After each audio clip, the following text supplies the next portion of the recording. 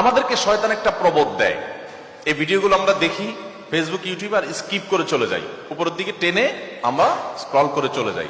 শয়তান আমাদেরকে বলে, তোমার কি করার আছে, তুমি একটা সামান্য, একে তো বাংলাদেশের মতো একটা ছোট্ট দুর্বল দেশ, আবার সে দেশের একজন অতি সাধারণ একজন নাগরিক, একজন নগণ্য মানুষ, তুমি এই আন্তর্জাতিক সমস্যার সমাধান করার মতো ক্ষমতা তো তোমার হাতে নাই, তোমার কি করার আছে?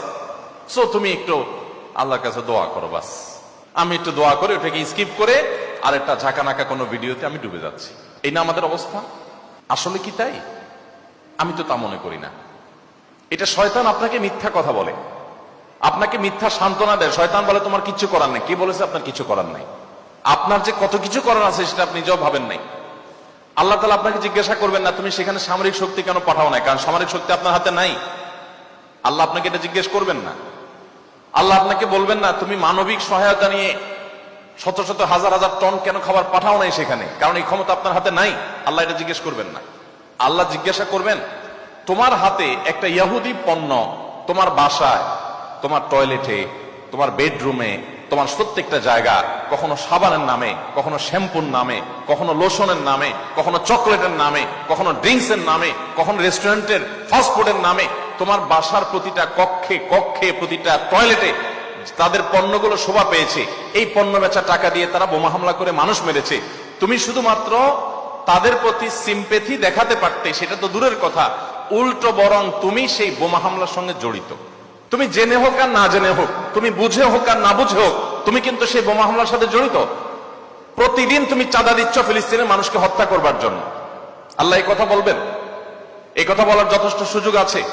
প্রতিদিন আপনি চাঁদা দিচ্ছেন। আমি একটা পেস্ট কিনতেছি না, আমি একটা বোমা হামলার জন্য টাকা ইনভেস্ট করছি বা চাঁদা দিচ্ছি।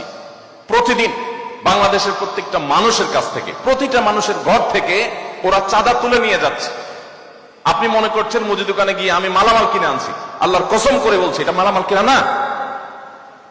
এটা আপনি দেখছেন মালামাল কেনা, আমি এটাকে মালামাল কেনা দেখছি না। আপনি দেখছেন আপনি পেপসি বা কোকা কোলা বা সফট ড্রিঙ্কস এদের যেগুলো আছে সেগুলো আপনি ডক করে গিলছেন। আমি দেখছি সেগুলা লাল কালারের ওই পেপসি না, এগুলো হলো ফিলিস্তিনের মানুষের রক্ত। আপনি দেখছেন সেগুলো হয়তো কোক, আমি দেখছি সেগুলো রক্ত। বাংলাদেশের মানুষ এরকম ভুলো জাতি পৃথিবীতে আরেকটা আছে কিনা আমি জানি না।